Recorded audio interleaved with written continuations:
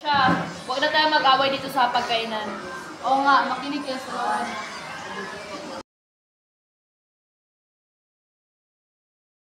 Usap na tayo. Ma, pa, gusto ko talagang mag-fine arts. Nandoon ang mga kaibigan ko at gusto ko talagang gawin yun. At least, supportahan niyo rin ako sa mga gusto ko. Hindi pwede yan, anak. Dapat mag-doctor or engineer ang pwede ka lang. Ano ba ang makukuha mo sa fine arts na yan? Eh wala nga tayong masyadong oportunidad dito. Tumulad ka nga sa pinsan mo. Oo nga anak, ginagawa namin to para kung ganang kinabukasan mo. Talaga kayo hindi na kayo nakikinig. Lagi na mga gusto nyo, nasusunod. Hindi nyo ba ako kayang intindihin?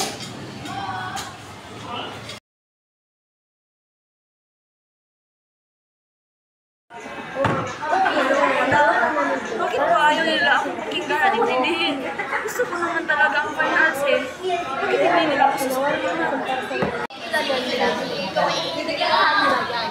Basta, kausapin nila sila lang maawala.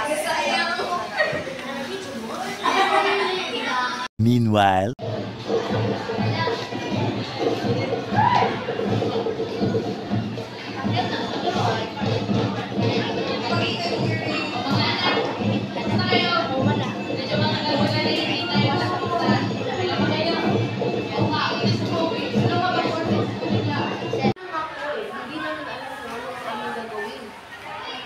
Oo nga po gusto namin mag-doctor na mag-engineer siya, pero fine arts talaga ang gusto niya. Para lang naman sa kinabukasan niya ang iniisipin. Ngunit, bakit hindi natin anak, bilang mga magulang na ating mga anak, dapat natin sila supportahan at pinag-enjoy sa kanilang mga gusto. Tama ba? Dapat natin supportahan kung ano ang kanilang gagawin. Dahil, responsibilidad natin bilang bukas, makalawa. Pero sa pwede na to, kung magpintindihan kayo. Salamat po yung mga ilan.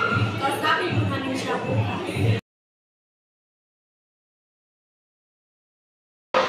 Ako ba siya maalis? Baby anak, halika nga, may sasabihin kami na mama mo.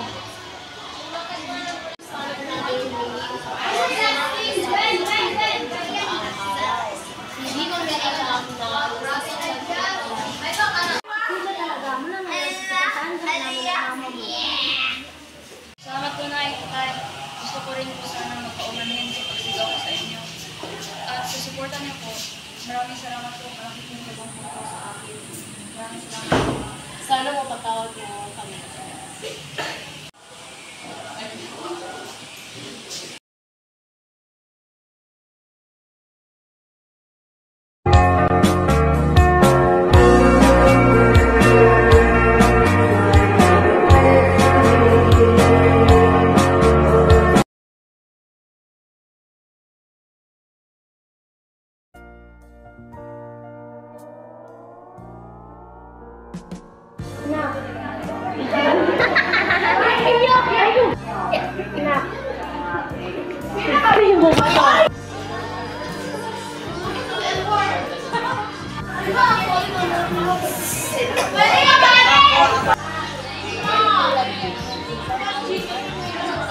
Hindi pwede yan, anak. Dapat mag-doctor or engineer. Talaga kayo hindi na kayo nakikinig.